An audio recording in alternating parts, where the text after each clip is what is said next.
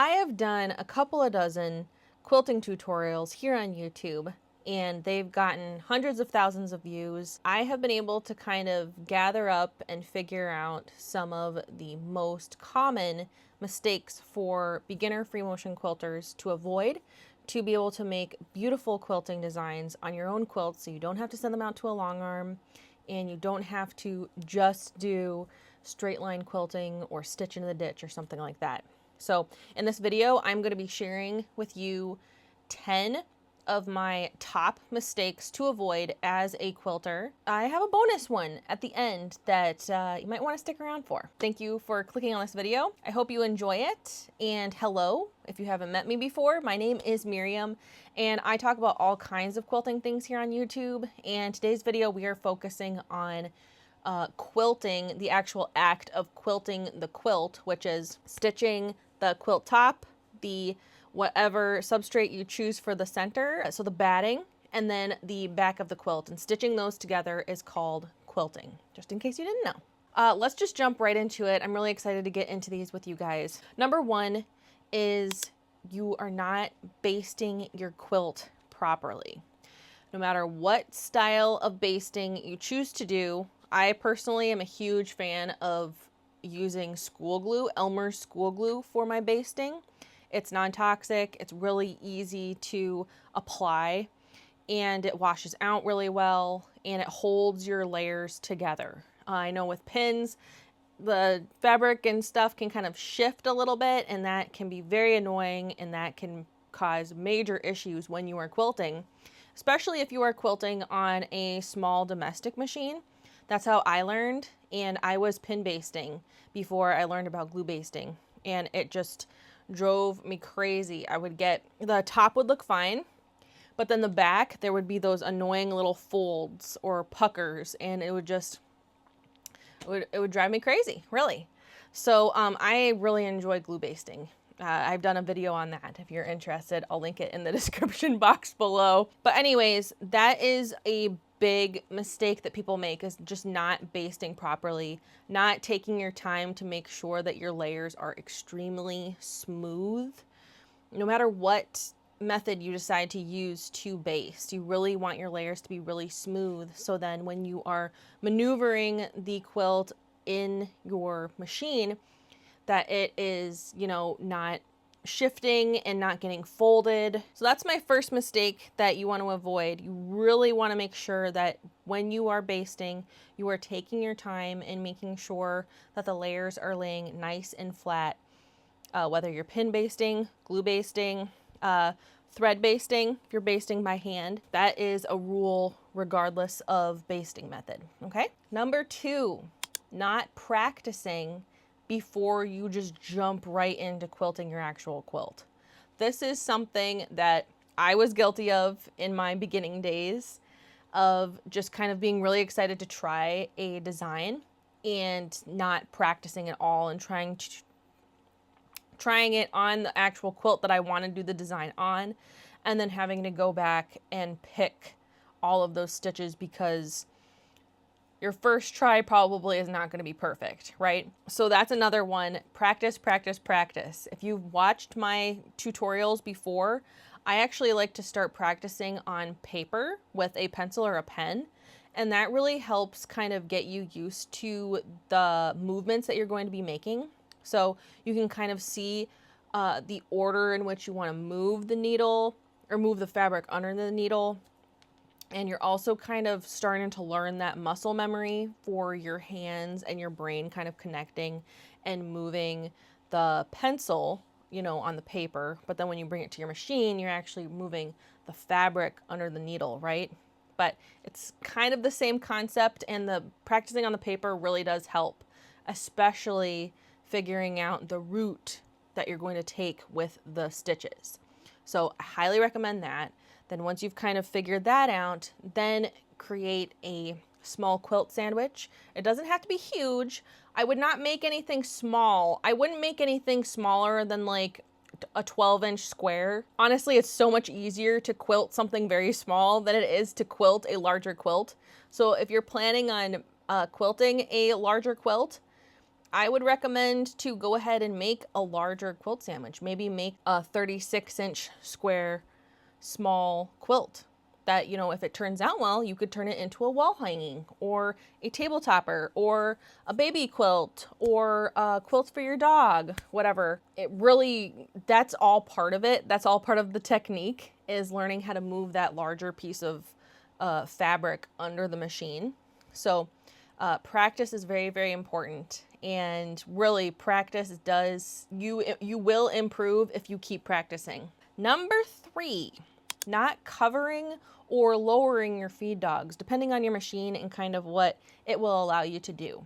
So your feed dogs are the little metal pieces that are under the needle that you can see move kind of like this. There's a few rows of them and they're moving like that, right? And what it's doing is it's pulling the fabric through the machine, helping you have nice even stitches. So the feed dogs are awesome for when you're piecing, right? Because you want that nice even stitch length. If you're straight line quilting, feed dogs are fantastic. But if you're wanting to free motion quilt, you really want to lower the feed dogs, or if you're not able to lower them, your machine probably came with a little cover, whether it's a little plastic cover. Actually, I think I've only seen them as plastic covers. Some older machines might have a metal cover, but I've really only seen a plastic cover for the feed dogs. And that does the same thing. It just stops the feed dogs from being able to do their job, which is what we want, because we want to be in complete control of what that quilt is doing under the needle, right? We don't want to be fighting the feed dogs. Let's say we want to bring our stitches back up, but the feed dogs are pulling the fabric through the machine. That's just going to cause all kinds of mess and can be very difficult.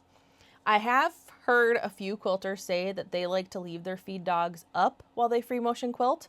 So if you want to try it out and see if that works for you, you certainly can. Everybody figures out their own technique and what works for them, right? I'm just sharing my experience and kind of what I've learned from helping, you know, literally thousands of people try free motion quilting, which is very cool to think about that I've been able to help so many people. So yeah, that is number 3, not covering your feed dogs. So if you've seen that you've had a really hard time moving the fabric through the machine, that might be your problem. Number 4, going too fast. You're either going pedal to the metal with your foot pedal, or you are going too fast with actually moving the fabric under the needle. It's a dance. It's a delicate dance between the speed that you are having the needle go and the speed that you are moving the fabric under the needle. So that's something to keep in mind. And that's really one of the things that is just going to take practice to get good at. Unfortunately, I can't just say, well, you just need to do it at this speed, right? Because everybody's speed is going to be different.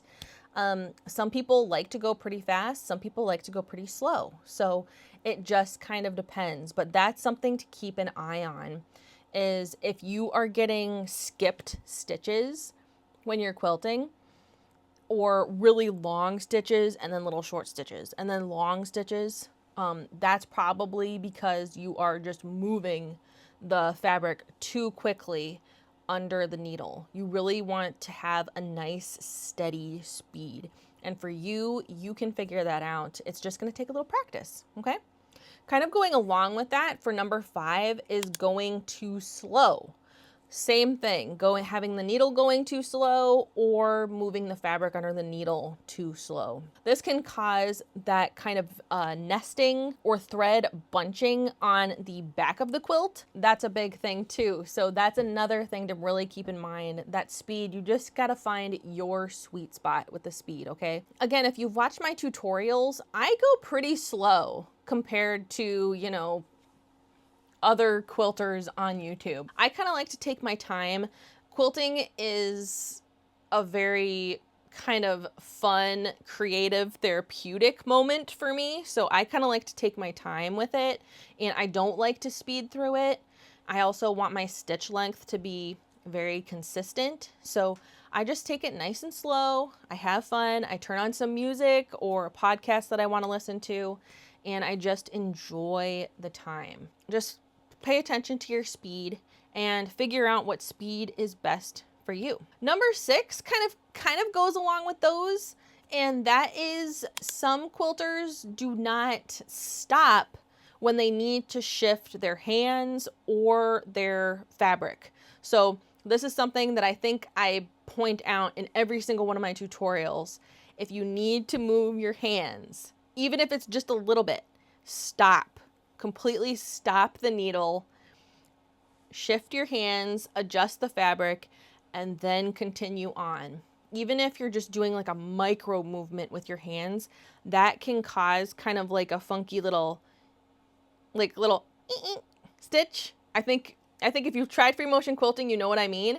It's just kind of like a little angular stitch, and those are just annoying, you know? Are they gonna ruin the quilt? No, they're not. But they're a little annoying, you know, when you want that nice straight or nice curved line of stitching, but you kind of had to shift your hand just a little bit to move out of the way of the needle, and then you get that little oh, drives me crazy. A lot of things drive me crazy, apparently. But yeah, so that's something to keep in mind. I know there's a lot of things to keep in mind, but the more you practice, the easier it's going to feel, the more natural it's going to feel. And I believe you can do it. I believe any quilter can be a quilter, you know, can quilt their quilts on their machine. I really do believe that. You can argue with me if you want, but I think you can do it, and I think anybody can, you know. It just takes practice. The seventh mistake that I have seen quilters do, and I've heard about quilters having, is having bad posture. I've done an entire video on posture and why it's so important when you're quilting. This is not an etiquette class, okay? This is purely health related, okay? I want you to take care of your body and be careful to not put stress on any muscles that don't need stress on them. We want to be kind of sitting up straight. I know sometimes it's a little annoying to sit up straight. I'm a chronic huncher, so I get it.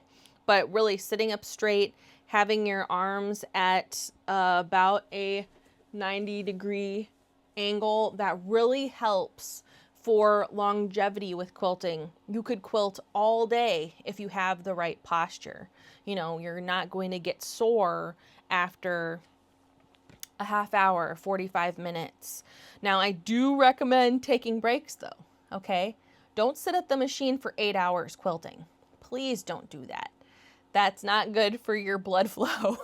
And just probably not great for your sanity either. But you want to get up and take breaks and things. But that's one thing that I hear from people. They'll say, well, I get a sore neck when I do that, or my back hurts when I try to do quilting. Well, it's because we don't have a comfortable chair to be sitting in, and we're not sitting up straight and kind of doing those things that we really need to be doing.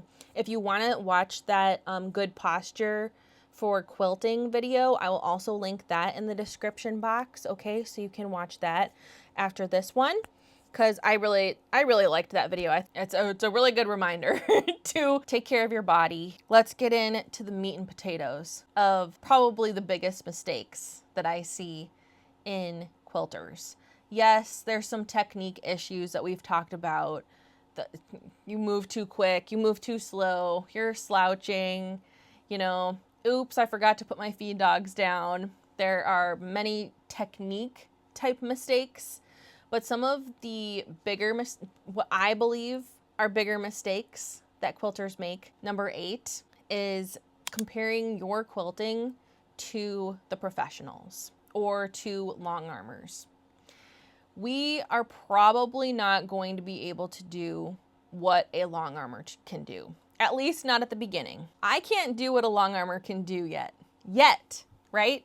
My quilting has improved a lot over the years, and I can do some really beautiful designs. And I'm very proud of myself for sticking with it and trying it and figuring it out. But it has taken me years to get to the point that I'm at. And if I had compared my quilting to Angela Walters or Leah Day after the first or second time that I tried quilting, I wouldn't be quilting. I would not be quilting anymore, because they can do some amazing things, but they're professionals. This is what they do. That is what they do for a living. They teach quilting. They know the ins and outs of quilting. They are very gifted, talented ladies. Okay? So that's a huge hurdle that some of us have to kind of jump over. Have you ever heard the saying, don't compare your day 1 to someone else's day 1324? Or don't compare your chapter 1 to someone else's chapter 27. Same idea. But just comparison really can be the thief of joy. And quilting definitely brings me a lot of joy. And I know it brings a lot of you joy. I love hearing from quilters who have tried free motion quilting for the first time, or they're finally jumping in and learning a design that they've been wanting to learn. And they're doing it and they're having so much fun. It's more than just stitching stitches on a quilt, right? It's really such like a confidence boost, and you can really feel proud of yourself for, you know, taking on a challenge that you weren't sure if you could take on, but you did it and you succeeded and you were improving, and you can see that improvement over that practice quilt, right? Your first little 4-inch square on that practice quilt, yikes. But as you kind of move on, it gets better. And it's really cool to be able to actually see that improvement, face to face with it. And those are some of my favorite emails that I get. So you should not compare yourself to professionals, okay? Or long armors. Do you know a lot of long armors? Not all of them. Lots of them do it. You know, they're actually controlling the machine. But a lot of long armors have a computer set up with their machine, and they just pick a design and they put in the parameters. They say how large the quilt is and how large they want the rows and all of that. But then the computer does the work for them. The computer's actually doing the quilting, which is very, very cool. Don't get me wrong. You should not compare yourself to those computers, right? You're not a computer. You're a human being with creativity, and you're going to do amazing things with your quilts. You just give it a try. That is number 8. We are not going to be comparing ourselves to the professionals, right? Right. And don't compare yourself to me either, because I'm not one of the pros. I'm still learning along with you guys. But, you know, I've had a lot of practice, and practice makes the difference for sure. Number 9. This is another big one that I hear a lot. And the mistake is hyper-focusing on your mistakes. And this is not just with the quilting, with the stitches. This can also be with your piecing, your block layout, anything to do with quilt making, is focusing on your mistakes. And I know we can be our worst critics, right? When we make a quilt, sometimes our eyes will kind of, oh, look at those points. I've lost the points. The points are gone. There's no points in that quilt. But you know, you gift that quilt to someone, they have no idea the points aren't there. And they love that you made this one-of-a-kind, gorgeous gift that they're going to be able to enjoy for years and years and years. That's kind of what I mean, where as the maker of the quilt, we are naturally drawn to the mistakes, right? Which is unfortunate, but it is the facts. It's the same thing with our quilting. If there is some skip stitches or some stitches that are way longer than the rest of them, we notice that, right? But in the grand scheme of things, does it ruin the quilt? No, it doesn't. It's okay. If your loops aren't quite looping the way that you want them to, is that ruining the quilt? No, it's not. It's just your version of the loop, and that's okay. So that's another thing that I really want to challenge anyone in the quilting realm, even if you have no plans to quilt your own quilts. I really want to challenge you to not focus or hyper focus on the mistakes that you see in your quilt. Take a step back, look at it as a whole, and see that, you know what, this is a work of art. This is something that I have put dozens and dozens and dozens of hours into. This is beautiful. I am very proud of this, and I can't wait to be able to gift this to whoever you're gifting it to, or I can't wait to enjoy it myself and know that every single piece of fabric I cut, every single block I pieced, I made that quilt. That's kind of my pep talk for all quilters, is we do not need to focus on our mistakes, okay? Unless you're sending your quilt off to a quilt show to be judged, there are no mistakes. I don't know what that Bob Ross quote is. There are no mistakes, just happy little happenstances or something. Anyways, it's the same thing with quilting. It really is. Number 10. This is going to be our last one besides my bonus mistake. But number 10 is giving up too soon. So I know some quilters, they'll sit down, they'll make their practice sandwich, they'll sit down at the machine, they'll get their posture ready, they'll set up the machine perfectly, they'll try quilting for, a half hour, realize, this isn't coming to me naturally right away, and then just toss that practice sandwich to the side and say, well, I tried, that's it. Which, you know what, if that really is how you feel, if you really don't want to give it a try, if it was just something you wanted to try and kind of like, whatever, then that's totally fine. But for those who really want to learn, please, please, please do not give up before you've really given yourself a chance to learn and to grow. Because it's going to take several hours of good practice to get a design down when you're first starting. But you know what?